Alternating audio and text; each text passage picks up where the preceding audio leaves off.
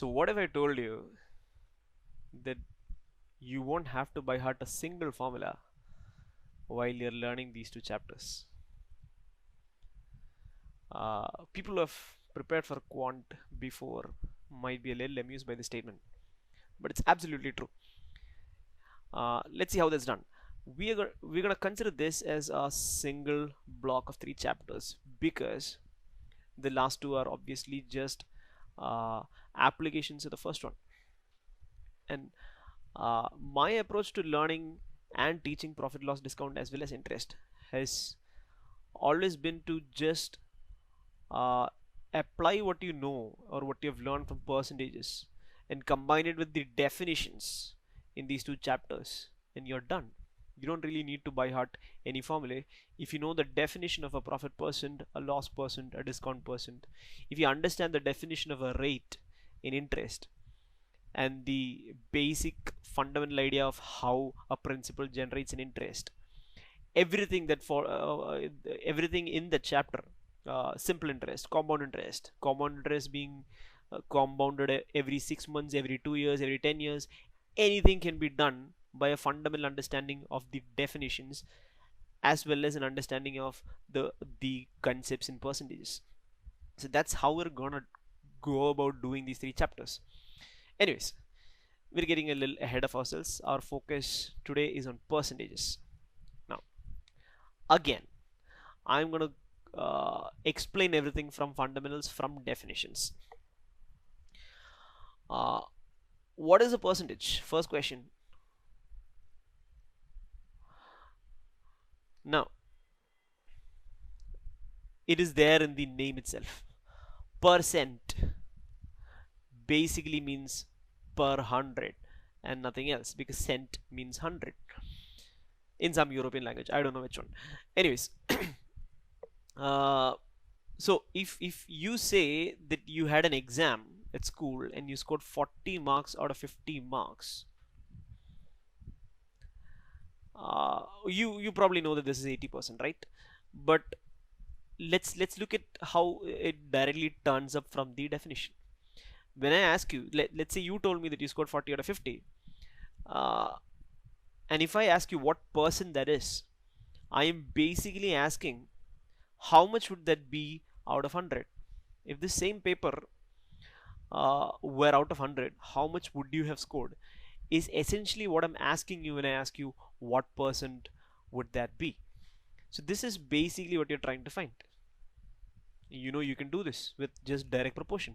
So this is my first claim as far as this chapter is concerned. Percentages is just, again, itself is just an application of direct proportion, nothing else, right? And we are basically going to look at this chapter through this lens. Let's look at the fundamental formulae that you're using in percentages through the lens of direct proportion, nothing else. You know how to solve this. X is equal to 40 by 50 into 100 by cross multiplication, and you're going to get the value 80. So now basically you're telling me, or basically I'm telling you, that if you scored 40 out of 50, if that paper would have been out of 100, you would have scored 80, right? That is all it means when you say 80%. That is all it means. Now the notation itself, right? Let's go down a bit. What does the notation itself mean? This itself means 80 by 100, nothing else. And a nice handy trick that you can use is to consider that this is a variable whose value is 1 by 100. Now that's not exactly what it is, but this is a very neat trick that you can pull. That symbol that you see is a variable and it means 1 by 100. So for example, if I ask you what is 60% of 70, that would be 60. And what does a percent symbol stand for? It stands for 1 by 100. And we know that of is just multiplication, right, of 70, and you got 42 marks. 60% of 70 is 42. Now what else? How do you do this conversion? We can do direct proportion, but what else can we do? You know this from school already. If you have a number, if you have a fraction you want to convert to a percentage, you have to multiply it by 100, right? Well, not technically. You can't just take a quantity and multiply it by 100. Its value would change. What you're actually told to do in school was multiplied by 100%. Now it makes sense. What does 100%, what is this 100% actually? We know this 100 by 100, right? I just told you that the percent symbol stands for 1 by 100. So when somebody asks you to convert a fraction to percentage, what you have to do is multiply it by 100%, which is perfectly fine because this quantity is equal to 1. Now let's see what happens then. What I'm doing then is saying 40 by 50 into 100 by 100, but this 100 is special. I don't want you to cut this in this, because that doesn't make any sense. I want you to leave that 100 in the denominator as it is, because it's going to become the symbol at the end. And then you're cutting 0 and 0, 5 with 100 to give you 20, and 4 into 20 is 80 by 100.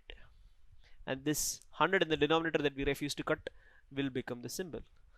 This is how the conversion to percentage happens. Basic stuff. It's all direct proportion, it's all definitions, nothing else.